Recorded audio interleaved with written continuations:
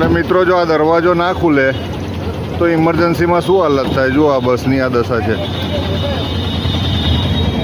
બસ છે આપણી પેટલાદ દાહોદની બસ, એક્સપ્રેસ બસ છે, બધું જ પ્રોપર છે, એવરીથિંગ ઇઝ ઓકે.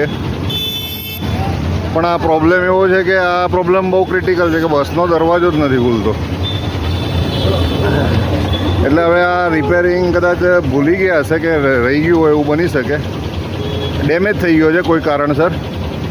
થાય છે ઘણી વખતે આવું, પણ આવું ના થવું જોઈએ એમ ટૂંકમાં. દરવાજો જો પ્રોપર હોય ને, કારણ કે આ જો ઇમરજન્સી સમયે ના ખુલે તો બધાના જીવ જોખમમાં આવી જાય. એક્સિડન્ટ થયો હોય, કંઈ બી થયું હોય, અને જો દરવાજો જ ના ખુલે તો બધા પેસેન્જર ઉતરે ક્યાંથી? કદાચ લોકો કૂદકો મારી શકે દરવાજાથી, વિન્ડોથી, પણ એ કૂદકો મારવાવાળા બધાને આવડે નહીં. એમ આવડે કૂદકો મારતા, આવડે જ તમને નહીં આવડતું. હવે કૂદકો મારતા શીખવું પડે. એટલે પ્રેક્ટિસ કરી રાખજો. જીએસઆરટીસીમાં બેસો ત્યારે કૂદકો મારવાની, એ બી વિન્ડોથી.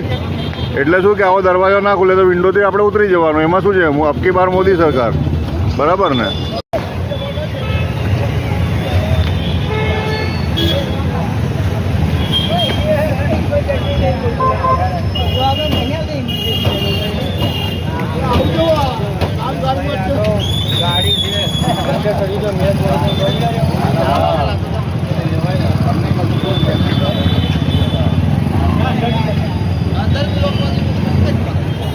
લાતો મારે છે તો બી ખુલતો નથી. હવે શું કરવું બોલો? હવે આવા રેઢિયાળ તંત્રમાં, આવા રેઢિયાળ બસના ચાલકો, તમને કૂદતા આવડે છે ભાઈ? ઉપરથી કૂદતા વિન્ડોથી આવડે છે? શીખી લેજો ભાઈ, હવેથી કૂદતા શીખી લેજો. વિન્ડોમાંથી ડાયરેક્ટ બહાર આવી જવાનું. ઓકે, હવે આપણે દરવાજાથી આવવાનું નહીં. હવે બસ લઈને નીકળે તો આપણે આ તો તકેદારી રાખવી જોઈએ કે આનો દરવાજો ખુલે છે કે નથી ખુલતો. એટલે બસ એસટી બસવાળાને હવે ટ્રેનિંગમાં આપણે ઇન્ક્લુડ કરવું પડશે, ડ્રાઈવર્સને, અને કે ભાઈ બસનો દરવાજો ખુલે તો જ બસ લઈને નીકળવું.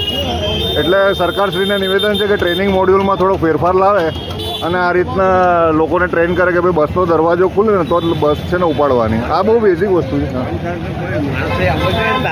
હા ભાઈ, કાકા તમારું શું કહેવું છે આના વિશે? છોકરીઓ કેટલી હેરાન થઈ જાય. તો સાચી વાત છે. સ્કૂલે જવાનું હોય, ટાઈમિંગ બગડે. એમણે થોડુંક વિચારવું જોઈએ, કાં તો ઇમરજન્સી ફોન કરીને બોલાવવો જોઈએ એમણે. હવે ક્યાંથી ઇમરજન્સી? હવે તો રચ્ચે હસ્તે. હવે એક કામ કરો, એમને કહો જતા રહો, હવે એસટી બસ સ્ટેન્ડ પર કરી લેજો. હવે બરાબર ને? હવે કોઈને નથી ચડાવવા, એમ બી ફૂલ છે બસ. બધા ચડીને ક્યાં બેસશે?